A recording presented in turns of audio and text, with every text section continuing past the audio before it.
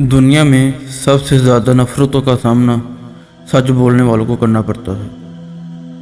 زندگی میں کبھی کوئی آپ کا کردار اٹھا کر چوک میں بھی لٹکا دے، تب بھی اطمینان رکھیں، عزت اور ذلت صرف اللہ کے ہاتھ میں ہے۔ منزلیں چاہے کتنی ہی اونچی کیوں نہ ہوں، راستے ہمیشہ پیروں کے نیچے ہوتے ہیں۔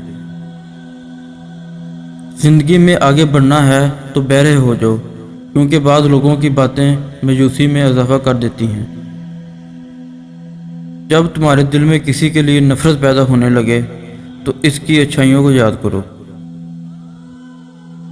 پریشانی حالات سے نہیں، خیالات سے ہوتی ہے۔